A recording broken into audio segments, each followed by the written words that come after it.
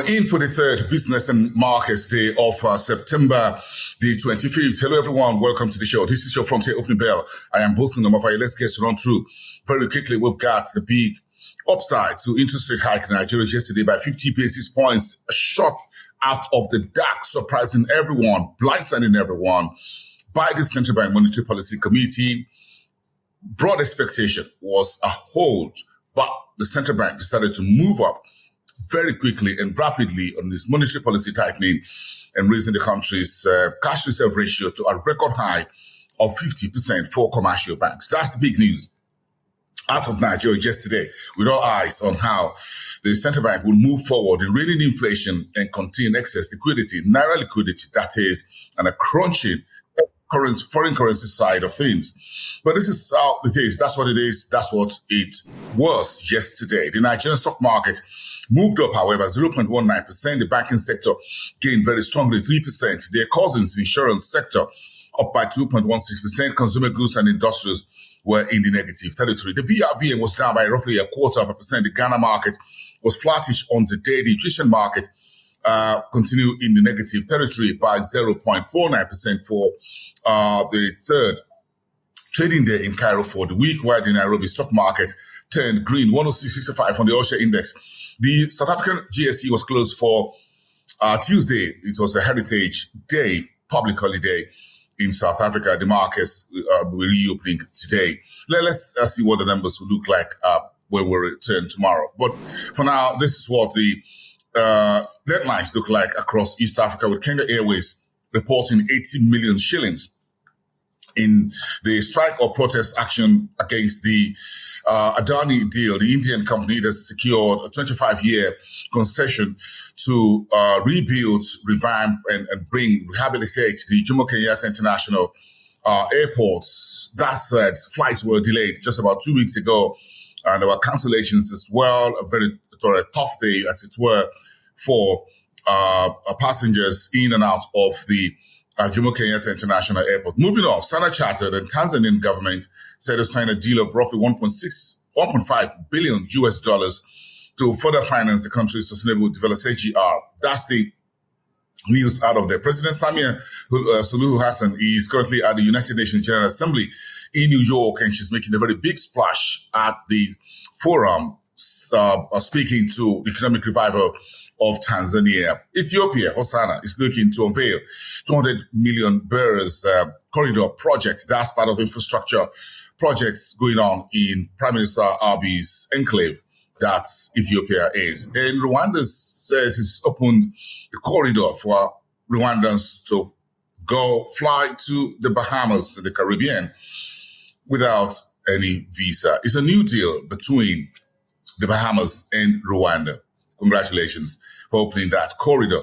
And Safaricom says it's gotten an additional 15 billion shillings in the sustainability-linked loan. That brings the headline figure to 30 billion shillings. Yesterday, President Ruto, speaking at the United Nations General Assembly, says Safaricom has decided to raise its own game because competition is coming in from Elon Musk's Starlink internet project. Broadband has been expanded to become faster in Nairobi, and I'm sure my production team in Nairobi will be enjoying that. At least that's what competition does to business. Let's move on. Nigeria's biggest story. Actually, there were two in the manner of speaking, but the central bank figure was the most surprising. 50 basis points hike.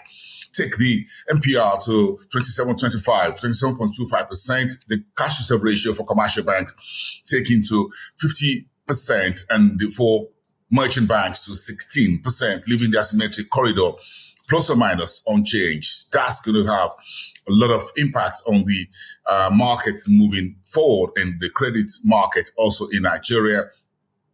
But that's what it is. The central bank yesterday said the economy will remain suboptimal until the fundamentals of the economy are fixed. Cardoso, speaking in a post-MPC briefing, says there's a need to refix and diversify the economy at the right places and very quickly as well. That's kicking the can into the courtyards of the fiscal authorities. Inflation around 32%.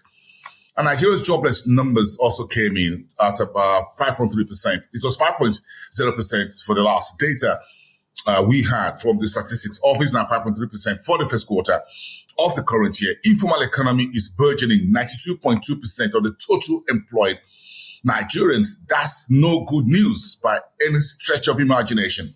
We've got to take more folks and businesses out of the informal economy up into the formal economy, and that will be really added value to Africa's second largest economy. But let's get on to the OPEC releasing its World Oil Outlook for 2024 report came late Tuesday evening. And Aliko Dangote says he's opening up a family business office in Dubai to take care of family business in the manner of speaking. Nigeria's multi-billionaire businessman and until last year, Africa's richest man. That position has been taken over by a South African. And Gambia, facing the impact of the tidal floods, are destroying rice fields, hectares and hectares of a rice fields in the West African country, very rich in tourism, by the way, and also an agrarian economy. U.S.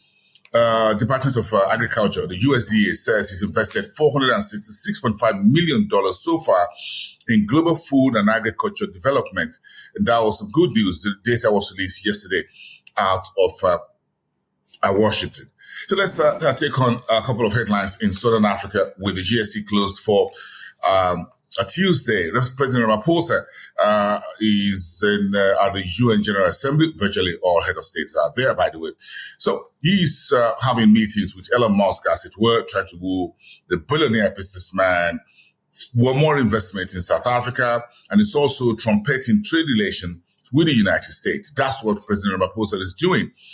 In the meantime, the U.S. Federal Court of 50 basis points is now taking some good news to the emerging markets bond ETFs, and that's according to market reports. Lesotho, the landlocked small country in Southern Africa, is looking to see Elon Musk's Starlink internet operate in the country. And the U.S. is organizing a conference on the Lobito Corridor Support Coordination. The U.S. is interested in that project, which will connect Angola and a few other countries within the Southern African community, using that for passenger, more important for logistics, transportation, infrastructure. That's it there. Zimbabwe's parliament has passed the country's finance bill amid concerns of excessive taxation in the finance bill. Remember the whole angst against the Kenya's finance bill and the deadly protest, leaving at least 24 individuals dead. That's beginning to rear its ugly head in Zimbabwe. But let's see how that goes. And a former deputy governor at the central bank in Zimbabwe, Dr. Mlambo, has joined the board of Masimba Holdings. Congratulations, sir.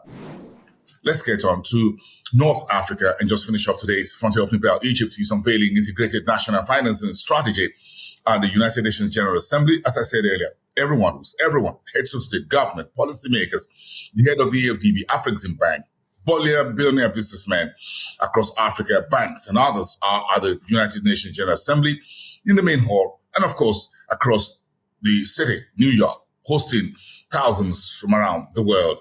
And the US, UK and Norway says they are concerned because South Sudan military authorities have pushed back the transition agenda to civilian rule by another 2 years. The Mauritanian companies are looking to set up a major e-waste recycling business in Egypt from Western Sahara to the core north of the continent. And finally, Nigeria and Libya are in talks over the planned 5,600 kilometer regional gas pipeline that will take gas from southern part of Nigeria all the way through the Sahel and straight through to North Africa to the Mediterranean. That is the latest there. Libya says it wants to be part of that roughly 50 billion US dollar project. And that's it for this Wednesday Frontier Opening Bell. I am boosting them off. Enjoy your day and make sure you've got a profitable one. I'll see you soon.